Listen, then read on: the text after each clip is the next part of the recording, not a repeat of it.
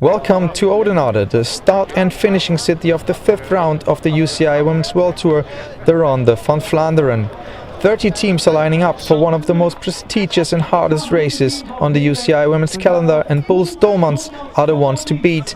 They won 4 out of 4 races in their season so far, with Lizzie Armitstedt and Chantal Blaak. But of course we have other contenders as well, like Jolien de Hoore, the Belgian champion from Wiggle High 5. She was second last year and is the local hero here in Flanders, where perfect spring conditions await us with sunshine and almost 20 degrees. Also her teammate Emma Johansson wants to finally win her favorite race, which passes her hometown. I think for me it's very special. It is my home away from home. I love Belgium.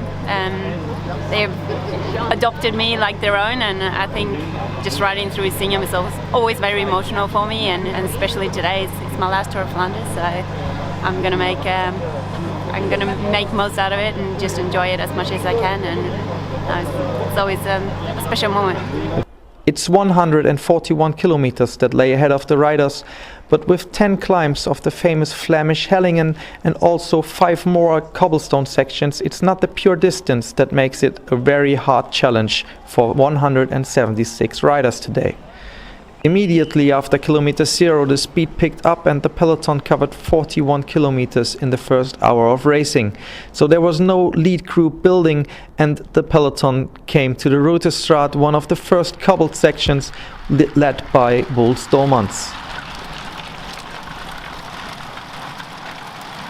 The cobbles, the hills and the narrow roads brought some hectic into the peloton and caused crashes, which made Gunvaldsen von High-Tech Products and Verhoeven von Leuntech leave the race early. It took a while until the first breakaway really went clear, but after 65 kilometers it was finally Talita de Jong from Rabo Liv who rode away solo. The Dutchwoman increased her gap and was 40 seconds up the road when she rode up Leeberg. But the peloton didn't seem to like the idea of a rider from a team as strong as Rabobank being too far up the road, so they chased and caught de Jong after around 100 kilometers. Then on the Kruisberg, Megan Gagne opened up the finale, raising up the tempo, and the peloton split. Several riders got dropped, also Jolien de Hoore, Lotta Lepisto and Lea Kirchmann, 3 really fast sprinters, and because they were dropped, of course the tempo in the front never dropped down again. Rabo Liv, Bulls Dolmans and Orica AS attacked and attacked again, trying to accelerate the group and shrink it even further down, which actually happened. It was only about 20 riders who went into the Eau de Quaremont together, the most famous climb of the race, with 2.2 kilometers uphill and 1,500 meters of cobblestones. Defending champion Elisa Longo Borghini leads with the rainbow jersey of Lizzie Armitstedt and former world champion Pauline Ferrand-Prévot directly on her wheel. They're all cheered on by the massive crowd. It's a fantastic atmosphere at the Eau de Quaremont, with thousands of people lining the road and the group of 11 going clear over the top, with Van Dijk, Blaak, Gagne, Armitstedt, Ferrand-Prévot, Niewiadoma, Van Vleuten, Johansson, Longo Borghini, Lichtenberg and Rosella Ratto from Silence Pro Cycling. So once again it's Bulls Dolmans having the strength in numbers, but it's Emma Johansson from Wiggle High 5 who rides the decisive attack. She goes on the left side of the road while everybody else is orientating to the right, and only Armitstedt has the power to match the attack of the Swedish champion. From there on, it's 2 ladies in white chasing their unfulfilled dream of winning the Ronde van Vlaanderen. Emma Johansson and Lizzie Armitstedt descending down to the Paterberg, where Johansson actually hoped for Longo Borghini to jump across, but the Italian defending champion didn't have the legs in the up to 20% steep cobblestone climb of the Paterberg to attack from the chase group, and so it's an increasing gap between the leaders of the race and the chase group as Armitstedt pulls hard at the front, and over the top they are 15 seconds ahead of the chase. From the top of the Paterberg to the finish, it's still 13 kilometers to go, and with flat and wide roads up to come, it should normally be an advantage for a group of almost 10 riders. But it's not all, but only 4 of the chasers who really participate. It's Lichtenberg, Van Vleuten, Ferrand-Prévot and Niewiadoma who chase, of course, the Bulls, Dolmans and Wiggle riders in the group. They will never help to chase their own teammates. We had the perfect scenario if we came back. then Rabobank were totally empty and we had Chantal behind to win the sprint, so it was actually perfect.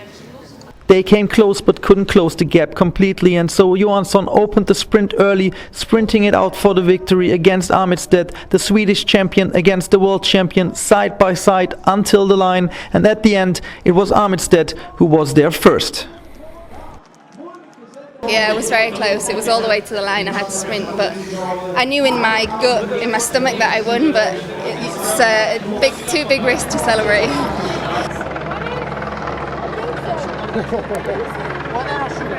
Yeah, I'm really delighted. It's one that I've always wanted, and because of that it's almost harder to win, something that you're so afraid to lose, so I'm just delighted that it went to plan today.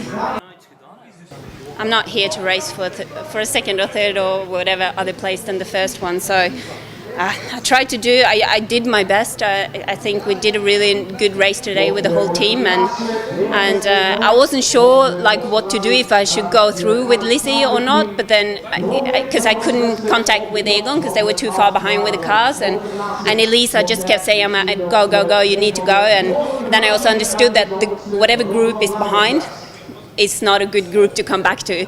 So I was just trying to do as little as I could and just start the sprint early, because I know she's faster than me, but I also know that my strength is that I have a longer sprint, and just try to do my best. And yeah, it was close, but yeah, sometimes it's like that. So Armitstedt wins the Ronde van Vlaanderen ahead of Johansson and her teammate Clark, with all riders from Boels and Wiggle outsprinting the rest of the chase group. Niewiadoma on 10th place takes the lead in the young riders classification of the UCI Women's World Tour and is back in the blue jersey, but still the Polish rider is not really happy. Yeah, I was also a bit hesitant, you know. I followed the first attack and then Emma attack again, so it was also on the other side of the road, so it was a bit difficult to get there, and as I said, I was a bit maybe too much hesitated what should I do or not, but of course if you see a rainbow jersey going, then you should straight go and don't think about it, but a bit stupid of me. After round 5 of the UCI Women's World Tour, it's Armitstedt back in the leader's jersey with a 25-point lead over her teammate Chantal Blaak and Emma Johansson in 3rd place. Next race will be the Flèche Wallonne on the famous Mur de Huy on the 20th of April.